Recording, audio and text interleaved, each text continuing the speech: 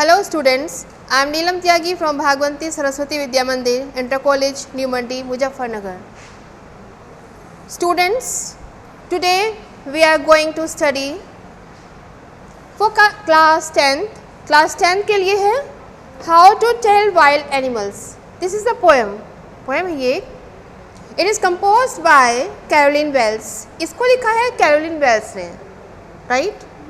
First of all, we will know about the poetess. पहले हम poetess के बारे में कुछ जानेंगे. Who is she? वो कौन है? Caroline Wells was an American poetess. वो एक American poetess थी. She was born in New Jersey, USA on 18 June 1862. उनका जन्म कहाँ हुआ था? स्टूडेंट्स, न्यू जर्सी USA में हुआ था और 18 जून 1862 को उनका बर्थ हुआ था. Her parents were Anna Wells and William Wells. उनके जो पेरेंट्स थे वो Anna Wells and William Wells थे. She did the job of a librarian. उन्होंने एक ऐसे लाइब्रेरियन भी काम किया है. She wrote a total of more than 170 books. उन्होंने 170 से ज़्यादा बुक्स लिखी. During the first 10 years of her career, she concentrated on poetry, humor, children's knowledge. उन्होंने अपने कैरियर के शुरू के 10 सालों में उन्होंने जो पोइट्री लिखी, पोएम्स लिखी, वो लिखी बहुत ह्यूमरस थी, कॉमिकल थी और चिल्ड्रंस के लिए भी उन्होंने काफ़ी सारी बुक्स लिखी हैं. She devoted herself mystery genre. उन्होंने मिस्ट्री रहस्यात्मक जैनर शैली को भी अपनाया. Among the most famous mystery novels were the Fleming Stone Detective Stories. उनका जो फेमस मिस्ट्री नोवेल था वो थे miss Fleming Stone Detective Stories. She died in New York City in 1942. उनकी जो डेथ हुई वो न्यूयॉर्क सिटी में हुई, 1942 में हुई. ये था पोएट्स के बारे में. अब हम जानेंगे लेसन के बारे में कि हमें पढ़ना क्या है. What is in the lesson? Students, this lesson is very humorous, very comical. बहुत मज़ेदार लेसन है. It is written so that we can recognise wild animals from their appearance, colours and sounds. इससे लिखा गया है जिससे कि हम वाइल्ड एनिमल को उसके अपीयरेंस से, उसके कलर से, उसके साउंड से हम उसको रिकॉग्नाइज कर सकें, उसको पहचान सकें. The poets gives a very beautiful descriptions about Asian lion and Bengal tiger. Poets ने एशियन लायन और बंगाल टाइगर का बहुत सुंदर वर्णन किया है कि हम उसको कैसे पहचानेंगे. अगर हमें पता ही ना हो एशियन लायन कैसा होता है या बंगाल टाइगर कैसा होता है तो हम उसे पहचानेंगे कैसे, तो उन्हें डिस्क्राइब किया है. Then she points out about the leopard and the bear. फिर उन्होंने अगले सेंटेंस में हमें रिकॉग्नाइज कराया है हमको लिपार्ड से और बियर से. Then she describes hyena and crocodile. hyena for its smiling face. hyena जाना जाता है अपने स्माइलिंग फेस के लिए और crocodile सब जानते ही हैं वो with tears, उसकी आंख में हमेशा आंसू होते हैं, वो इसलिए जाना जाता है. Then the poetess describes how the chameleon changes color. फिर poetess ने बताया कि जो कैमलियन होता है, जो गिरगिट होता है, वो अपना कलर कैसे चेंज करता है. यही सब कुछ हम इस लेसन में पढ़ने वाले हैं. Now start the lesson. If ever you should go by chance to jungle in the east, and if there should to advance a large and tawny beast, if he roars at you as you are dying, you will know it is the Asian lion. If ever you should go by chance to jungle in the east, अगर आपको कभी east के जंगल में जाने का chance मिलता है, मौका मिलता है, right? And if there should to advance a large and tawny beast, large means बहुत बड़ा and tawny means brownish, brown colour का, और आप जंगल में तो चले गए ईस्ट के, आपने वहाँ पर जाकर देखा कि एक बहुत बड़ा सा और ब्राउनिश, ब्राउन कलर का बीस्ट मीन्स वाइल्ड एनिमल, जंगली जानवर आपकी तरफ को वो एडवांस कर रहा है, आ रहा है. If he roars at you as you are dying, वो आपके ऊपर इतने ज़ोर से रोर करेगा, इतनी ज़ोर से दहाड़ेगा कि आप बिल्कुल जैसे मर जाएंगे या मरने वाले होंगे। You will know it is a Asian lion, तो आप पहचानेंगे कि ये कौन है, ये एशियन लायन है। तो आपने कैसे पहचाना? अगर आप जंगल में हैं, आपको समझ में नहीं आ रहा, कोई जंगली जानवर आपके ऊपर दहाड़ रहा है, आके खड़ा हो गया, बिल्कुल आपके जैसे मार देगा, आप मरने वाले होंगे, तो आप कैसे पहचानेंगे कि उसकी जो वो एक बहुत लार्ज है, बहुत बड़ा सा है और ब्राउन कलर का है वो, तो आप उसको पहचानेंगे। Now see the next stanza. Or is some time when roaming round a noble wild beast greets you with black stripes on a yellow ground. Just notice if he eats you. This simple rule may help you learn the Bengal tiger to discern.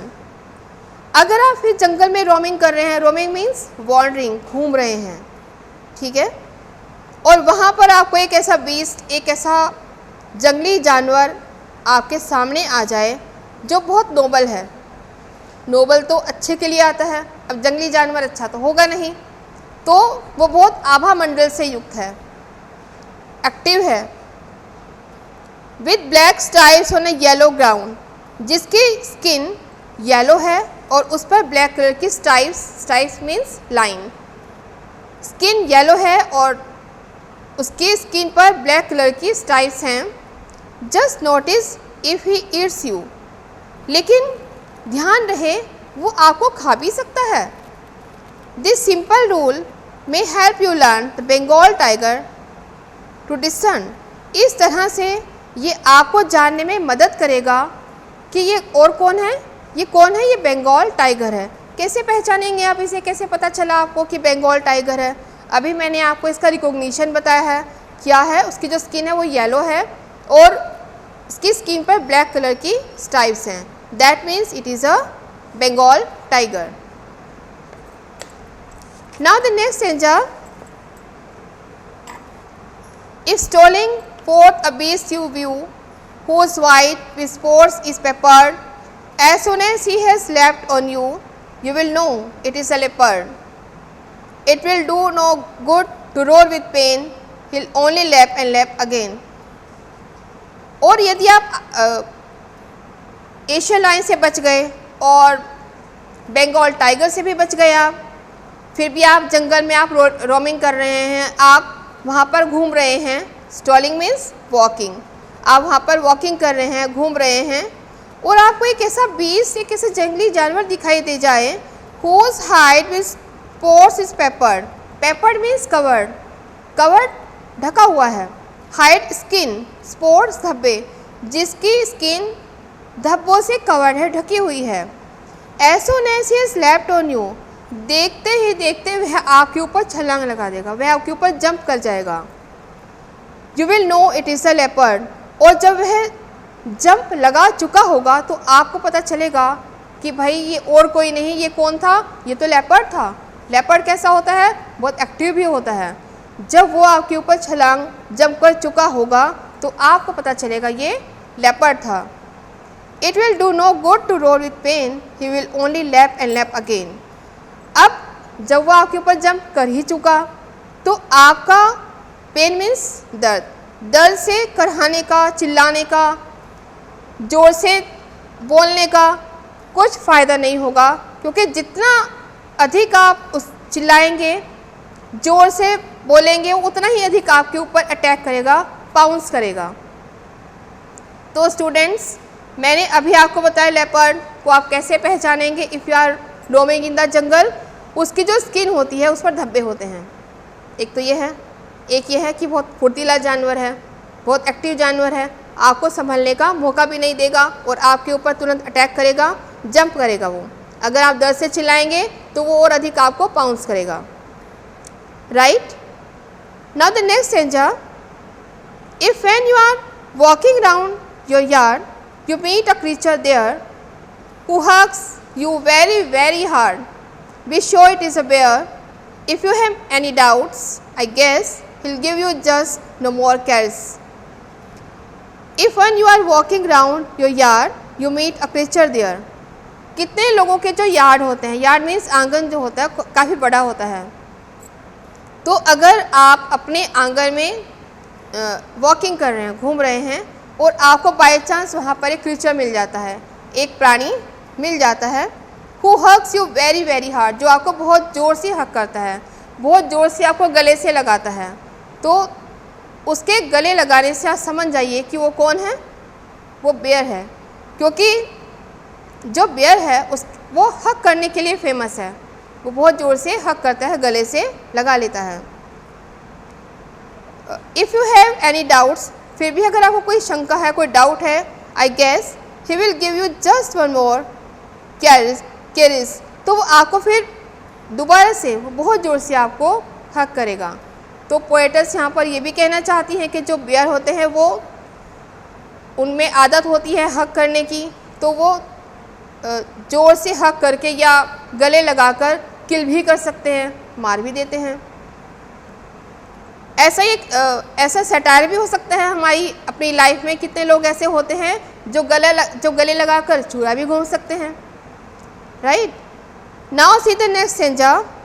दो to distinguish beasts of prey, a novice might nonplus the crocodile you always may tell from the hyena thus, hyenas come with merry smiles, but if they weep they are crocodiles। इस stanza में poet's कहती हैं कि किसी भी novice के लिए, novice means beginner के लिए, किसी भी बिगनर के लिए डिस्टिंग्विश अंतर बताना, किसी भी बिगनर के लिए यह प्रॉब्लम हो सकती है, नॉन प्लस कन्फ्यूजन प्रॉब्लम हो सकती है कि वह दो अलग अलग बीस्ट में वो अंतर बता सके। ऐसा हो सकता है कि वो एनिमल कौन सा है। यहाँ पर पोएटस ने इस स्टेंजा में दो एनिमल को डिस्क्राइब किया है, one is hyena and the other is crocodile. उन्होंने बताया कि जो हाइना है वो स्माइलिंग करता हुआ आता है, और जो क्रोकोडाइल होता है उसकी आंखों में टीयर्स होते हैं, चाहे वो अपने शिकार को स्वेलो क्यों ना कर रहा होगा, निगल क्यों ना रहा होगा, उसको खा क्यों ना रहा होगा, तब भी उसकी आंखों में टीयर्स होते हैं। तो ये हाइना में और क्रोकोडाइल में पोएटस ने ये डिफरेंट करके बताया है। तो if an animal comes with a smiling face, अगर कोई एनिमल आपके पास आता है इसका स्माइलिंग फेस है, that is hyena, and if the animal comes with tears that is crocodile. और मगरमच्छ तो झूठे आंसू भी बहाते हैं। तो आप कैसे उसको, हाइना को और क्रोकोडाइल को आपने कैसे डिफ्रेंशिएट किया है? हाइना जो है वो स्माइलिंग फेस होता है, और जो क्रोकोडाइल होता है वो उसकी आंखों में हमेशा आंसू रहते हैं। Next the last stanza is here. A चो chameleon is small, a lizard short of thing, he hasn't any ears at all and not a single wing, if there is nothing on the tree it's a chameleon you see। Students, एक जो इसमें बताया है कि जो गिरगिट होता है वो लिजार्ड की तरह होता है, छिपकली की तरह होता है, और स्मॉल क्रीचर है, छोटा प्राणी है। He hasn't any ears at all, उसके कान भी नहीं होते, and not a single wing, उसकी पूँछ भी नहीं होती, and if there is any nothing on the tree it's a chameleon you see. अगर ट्री पर कुछ भी नहीं होगा तो आप समझ जाइएगा कि वहाँ पर कैमलियन गिरगिट ज़रूर होगा। और आप लोगों ने कैमलियन को देखा भी होगा, वो क्या करते हैं, उनकी पहचान क्या है कि उनमें जैसी जिस सराउंडिंग में वो बैठा है ऐसे ही वो कलर चेंज कर लेता है। अगर वो किसी ब्रांच पर बैठा हुआ है, किसी पेड़ की शाखा पर बैठा हुआ है, शाखा कैसे कलर की होती है, ब्राउन, तो उसका कलर जो है ब्राउन, वो अपना कलर चेंज कर लेगा। और बाय चांस अगर वो किसी लीफ पर बैठा हुआ है, किसी पत्ती पर बैठा हुआ है, तो वो क्या करेगा, अपनी जैसे ग्रीन लीफ कैसी होती है, ग्रीन कलर की, तो वो अपना कलर चेंज करके कैसा कर लेगा, ग्रीन ही कर लेगा। इसका उसे फ़ायदा भी है, जिससे कि वो शिकार होने से कोई इसका शिकार ना कर सके, इसका उसे ये वाला बेनिफिट है। तो मैंने आपको कैमलियन की क्या विशेषता बताई है। अगर आपको पता भी ना हो, आप जंगल में जा रहे हो, आपको किसी पेड़ पर कैमलियन दिख जाए, आपको पता भी नहीं कि कौन है, तो उसमें क्या विशेषता है, उसकी क्या क्वालिटी है कि उसमें वो कलर चेंज कर लेता है। That's the poem. I hope कि आपको समझ आई होगी और आप इसे पढ़कर देखेंगे।